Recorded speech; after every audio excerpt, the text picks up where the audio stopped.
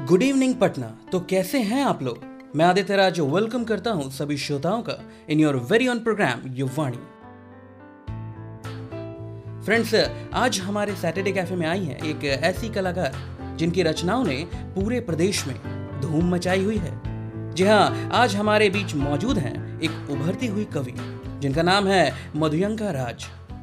मधुयंका जी, welcome है आपका हमारे सैटरडे कैफे में। हमारी ऑडियंस को बताएं कुछ अपने बारे में ताकि वो और भी बेहतर तरीके से आपको जान सकें। जी धन्यवाद मुझे यहाँ बुलाने के लिए। मेरा नाम मधुयंका राज है और मैं कविताएं लिखती हूँ। और बचपन से मैं एक्चुअली नवादा से हूँ और बचपन से मुझे कविताएं लिखने का शौक़ है। क्लास 6ठी से मैं कविताएं लिख रही हूँ और फिलहाल अभी मैं पटना वुमेंस कॉलेज में मास कम्युनिकेशन पढ़ रही हूँ। यही मेरा मैं ज़्यादातर रोमानियत भरी कविताएं लिखती हूँ। तो मैं अगर आप इजाज़त दीजिएगा तो मैं एक कविता सुनाना चाहती हूँ। जी जी, ज़रूर ज़रूर, बिल्कुल, इरशाद। तो ये एक युवा मंच है, तो मैं सभी युवाओं को ये कविताएं पेश करना चाहती हूँ। उनके लिए एक सलाह है।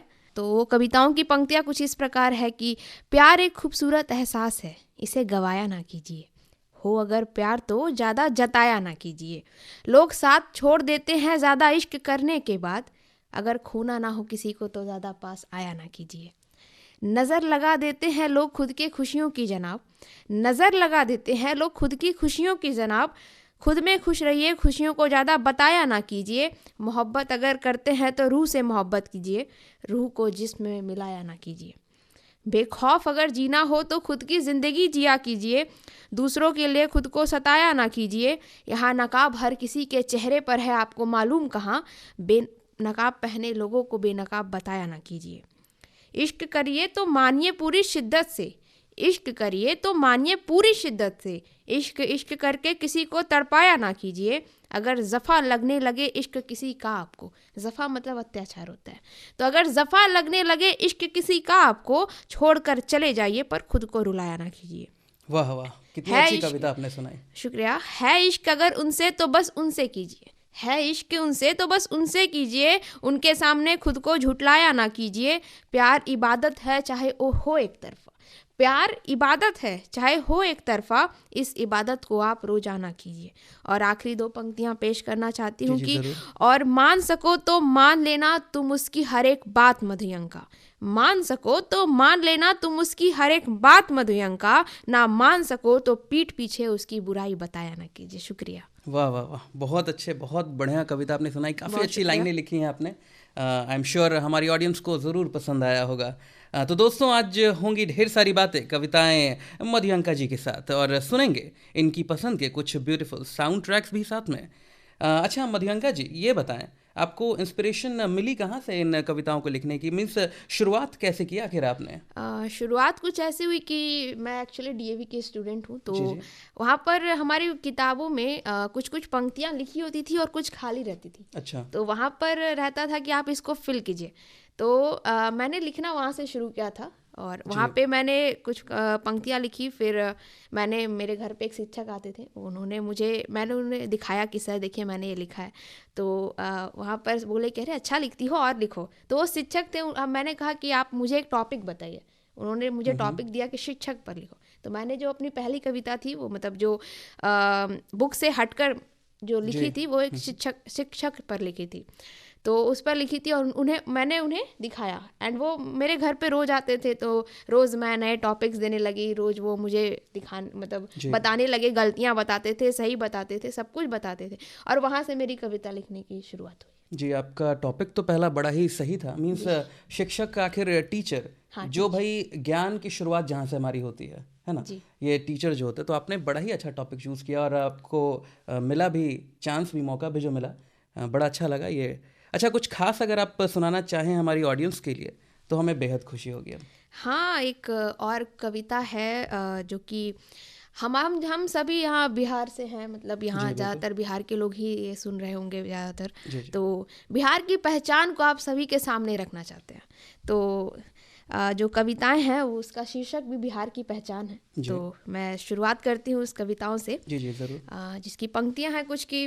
लिट्टी चोखा के साथ जहाँ शाम बनता है, लिट्टी चोखा के साथ जहाँ शाम बनता है, छठ पर्व का जहाँ धूमधाम से त्योहार मनता है, वाह, जहाँ धाराएं बहती है पवित्रोत्तम माँ गंगा की, जहाँ धाराएं बहती है पवित्रोत्तम माँ गंगा की, इसी से तो हमारा बहारे बिहार बनता है, बहारे बिहार बनता जी, है, जी, वाह, बहारे वाह। बिहार बनता है। धरोहरों का है केंद्र राजगीर की हसीन वादियाँ, नालंदा, विक्रमशिला हो या गीतों वाली शादियाँ, मौर्य चाणक्य की राज्य भूमि, मंदार मधुसूदन का धाम यहाँ। अरे पर्वों में जहाँ ठेकुआ खाजे का मिष्ठान सजता है, इसी से तो हमारा बहारे बिहार बनता है, बहारे बिहार बनता है, जी, जी, वाह, वाह, वाह। बहारे बिहार बनता है। जी। धरती जहाँ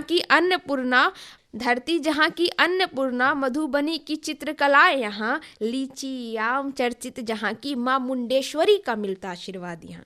गांधी के सत्याग्रह की नींव यही है, गुरु गोविंद सिंह थे जन्मे यहाँ, राजनीति का गढ़ है या हर व्यक्ति आधा नेता जहाँ। अरे कोसी गंगा से जहाँ होता पवित्र अभिषेक जिसका है, इसी से तो हमारा बहारे बिहार बनता है, बहारे बिहार बनता है, बहारे बिहार बनता है। शुक्रिया।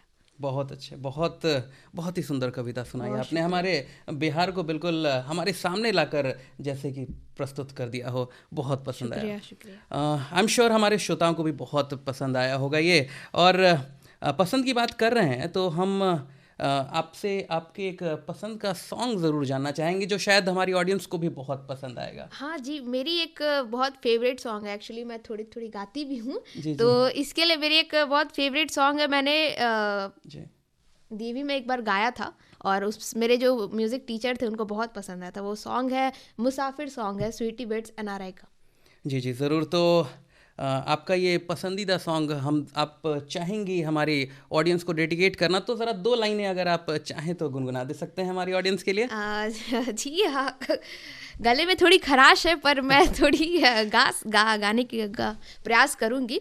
जी, जी, बिल्कुल। गाती हूँ कि पंक्तियाँ, कैसे जीऊँगी कैसे बता दे मुझको तेरे बिना, तेरा मेरा जहान चलूँ मैं वहाँ कोई तुझको ना मुझसे चुरा ले, रख लूँ पलकों पे मैं खोलूँ पलके ना मैं कोई तुझको मुझसे चुरा ले, मैं अंधेरों से घिरी हूँ आ दिखा दे तू मुझको सवे। हाँ बस आप। जी, जी, आपने तो बहुत ही अच्छा गाया, मूड बना दिया हमारी ऑडियंस का भी ज़रूर भाई खुशी से नाच रही होगी। चलिए तो लीजिए दोस्तों, मधुयंका जी की पसंद का पेश है ये सॉन्ग आप सबों के लिए।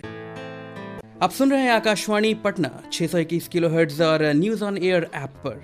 आई होप आप एंजॉय कर रहे होंगे हमारे आज के सैटरडे कैफे को।